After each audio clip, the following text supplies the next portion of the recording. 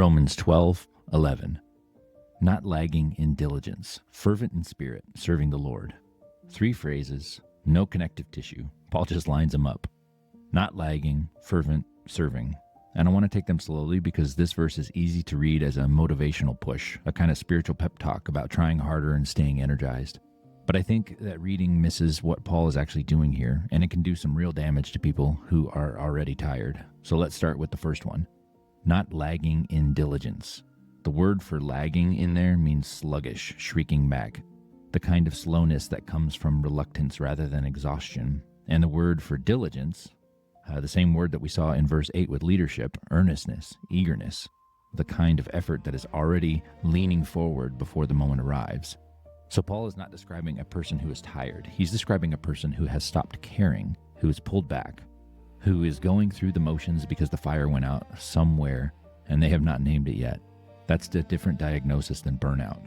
Burnout is what happens when you gave everything and the tank ran dry. Lagging is what happens when something in you quietly decided it was not worth it anymore. When disappointment or cynicism or unprocessed hurt started doing the work of shaping your posture toward the people you serve.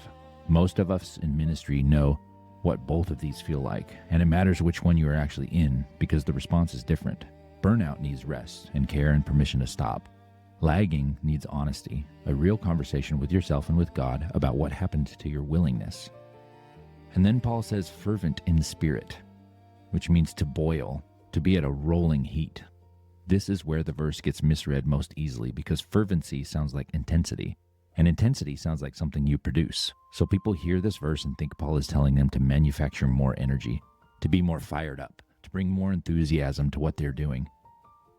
But that's not what this word means in context. Paul is not describing something you turn on. He's describing something that happens to you when you are near a source of heat.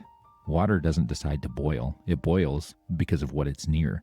Fervency in the Spirit is the natural result of proximity to the Spirit.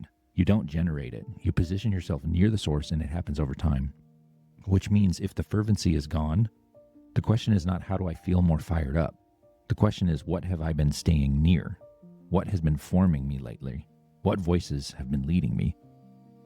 What I have been clinging to use the language of verse 9. This connects directly to what the Shepherd series kept coming back to, attention over intensity. You don't white-knuckle your way into a fervent spirit. You give your attention to the right things long enough that the heat comes back on its own. And then the third phrase, which I think is the anchor for the other two, serving the Lord. Not serving the vision, not serving the church, not serving the ministry or the brand or the platform or the community's expectations of you, serving the Lord.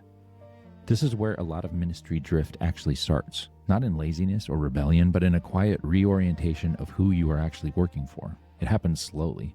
The metrics start mattering more than the mission. The feedback starts shaping your choices more than the call. The approval of the room starts carrying more weight than the voice of the shepherd. And when that shift happens, fervency becomes unsustainable. You are drawing from a well that cannot hold water. Human approval, institutional success, the feeling that things are going well. None of these can fuel a life of service over the long haul. They run out. They fluctuate and they disappear the moment the season turns hard. But serving the Lord means your energy source does not change when the circumstances change. It means the basis of your effort is not whether it is working by whatever measure you have been handed. It means you can be faithful in a quiet season, faithful in a slow season, faithful in a season where nobody is noticing because the person you are serving is always present and always worth it. That is what holds the other two phrases together. You do not lag when you know who you're working for. You stay near the Spirit because you are oriented toward the Lord. The fervency and the diligence are both downstream of that one thing, serving the Lord, not the outcomes. And I want to say this carefully for anyone who is in a tired season right now. This verse is not telling you to try harder. It is telling you to reorient, to check what you have been near, to ask honestly whether the drift has happened and where it started, and when to come back, not with more intensity, but with more honesty. The shepherd does not need you to perform your way back to him. He just needs you to turn. Let's pray. Jesus, you know the difference between tired and withdrawn.